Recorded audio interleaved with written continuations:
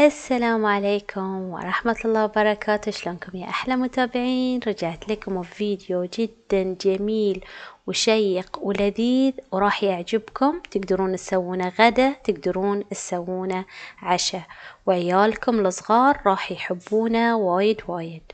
سويت سباجيتي باللحم المفروم بس بطريقتي، بمكونات سهلة وبسيطة. شوفوا معاي ما شاء الله جمال الطبق والألوان الحلوة اللي تفتح النفس. يلا بعد أرويكم إياه من داخل شلون قوام السباجيتي وقوام اللحم. كانت ما شاء الله جدا لذيذة. شوفوا لون اللحم طبعا منحمس صح.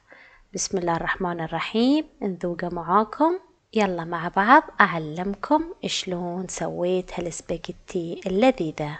بسم الله الرحمن الرحيم. طبعا عندي هني جدر راح أحط عليه بصلتين مقطعتهم مكعبات نفس ما انتو شايفين، وهني راح أقلب البصل بدون زيت أو بينشف مايه. شوفوا معاي هني نشف ماي البصل وعطاني ذي اللون المتكرمل الحلو. هذا اللون هو اللي راح يعطيني النكهة اللذيذة في اللحم. وحين يدور اني احط المادة الدهنية، وانا هني حطيت قفشة سمنة وشوية زيت، وبقلب البصل في السمنة والزيت. أبي بعد البصل يعطيني لون شوية متحمر.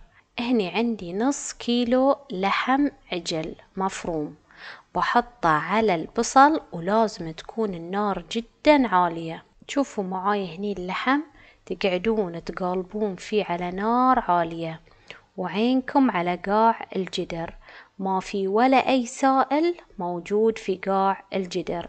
الحين يدور البهارات تقيدوا باللي أنا ذكرته، اللي هو مكعب ماجي وملح أوريغانو بابريكا فلفل أسود وقفشة شكر فقط. مكعب الماجي لكم حرية الاختيار، تبون على دياي على خضار على لحم، طبعا احنا نحطه عشان نعزز نكهة اللحم المفروم. وقفشة الشكر راح تعطيكم نكهة جدا لذيذة، راح تعرفون النكهة ذي وتصلون لها في نهاية الطبخة. وهني شكل اللحم المفروم عقب 5 دقايق من التقليب على نار عالية. الحين يدور اني احط مكون جديد. عندي طماطتين مقطعتهم مكعبات بهالطريقة، وعندي كم حبة طماط تشيري اللي هو شكله كذي، لقيتهم في الثلاجة حطيتهم. ما عندكم خلاص ما يحتاج تحطون. وبقالب الطماط مع اللحم بهذه الطريقة، وراح أغطي عليه وبخلي 10 دقايق أبي الطماط يذوب ويندمج مع اللحم. وهني رجعت لعقب 10 دقايق. شوفوا معاي شوي ذاب الطماط، وإذا حسيتوا إن في قطع طماط ما ذابت كذي بقاع القفشة تهرسونها تساعدونها أن تذوب مع الطماط. ونسوي مكان حق المكون الجديد. عندي هني 3 قفاش طماط صلصة. إذا تحبون السباجيتي تكون حمرة أكثر حطوا 4 قفاش، بس 3 قفاش كفاية. نقعد نحمسها كذي بالدهن الزايد من جوانب اللحم بهالطريقة. بعدين بقالب كل شي مع بعض، بدخل الطماط صلصة مع اللحم مع باقي المكونات. وطبعا من تحطون الطماط الصلصة تقعدون تحمسونه مع اللحم أقل شي 3 دقايق. الحين بقطع عليه وبعد بخليه 5 دقايق، ونرجع له عقب 5 دقايق. كل المكونات اندمجت مع بعض وما شاء الله الريحة تينن. نسوي مكان الحين عشان نحط. عندي زرة واحدة مبشورة مع 5 فصوص ثوم مبشورين، وراح نحمس اللحم مع اليزر مع الثوم. والثوم ينحط في هذه المرحلة، ما نحطه من البداية، راح يغير طعم الأكلة. أما اليزر فعلا يعطي اللحم نكهة جدا لذيذة، وعلى فكرة راح يختفي ولا يبين ان انتو حاطين يزر. راح تشوفون شكل اللحم آخر شي، لأن برزت الحمسة ولا لا أثر، بس إنه هو يعطي نكهة جدا لذيذة حق اللحم. يعني الحين أنا راح أسكر عليه المقطاع وبعد بخليه 5 دقايق، وهني رجعت عقب 5 دقايق.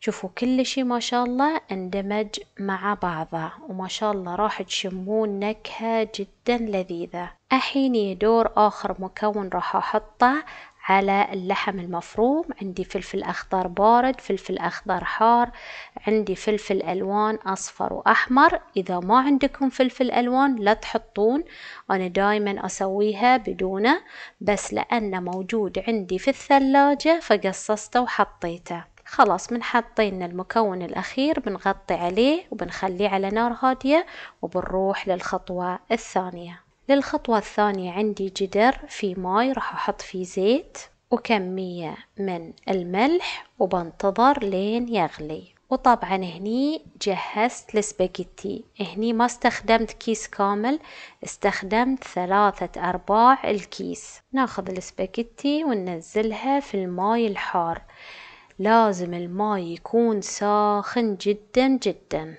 ونجيب ملاس ونحاول ننزل السباجيتي في الماي الحار وبس. ومن نزلت السباجيتي كذي راح اقالبها عشان افتش كل الحبات، وبخليها 7 دقايق لين تنضه.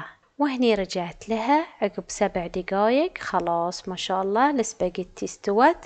الحين يدور اني اشخلها. نرجع الحين حق اللحم، نقول بسم الله ونبطل عليه.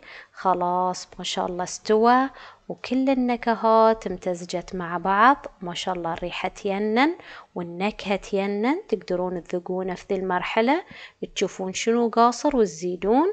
طبعا أنا ذقته كل شي ما شاء الله مضبوط. شوفوا شكل اللحم، هذه الشكل النهائي للحم، شوفوا ما له أثر اليزر. طبعا يبتهني صحن وبشيل شوية من اللحم، شوفوا لونه ما شاء الله. وتقدرون بعد تاكلونه كذي مع خبز، أو تقدرون تحطونه في سندوتشات مع شوي جبن، هذه بروحها الخلطة تينن. الحين بنزل السباجيتي اللي شخلتها، ونحاول كذي نقلب السباجيتي مع اللحم. تحسون شوي بصعوبة لأن تبون تدخلون اللحم مع السباجيتي، بس يبيلها صبر. وهني قررت إنه أجيب شوكة عشان أقالب السباجيتي مع اللحم.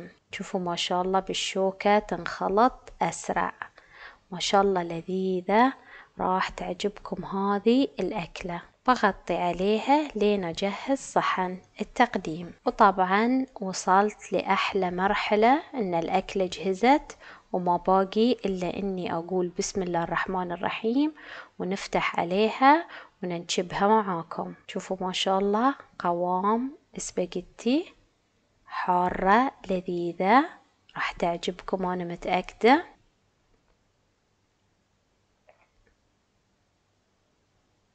وناخذ اللحم اللي شلناه على جنب ونحطه شوي من فوق بهذه الطريقة. وعندي هني زود الفلفل الألوان أزين فيه الصحن. وطبعا الصحن ما يبيله أي تزيين، ما شاء الله بروحه كذي كافي وموفي. وبكذي الحمد لله وصلت لنهاية الفيديو. إن شاء الله يكون فيديو خفيف وسهل وسريع عليكم. إذا عجبكم الفيديو لا تنسوني باللايك والاشتراك في القناة وتفعيل زر الجرس عشان يوصلكم كل شي جديد أنا نزله لكم. الحين أقدر أقول لكم مع السلامة وفي حفظ الرحمن. على فكرة أنا أقرأ تعليقاتكم وارد عليها وتسعدني تطبيقاتكم. استودعكم الله الذي لا تضيع عنده الودائع.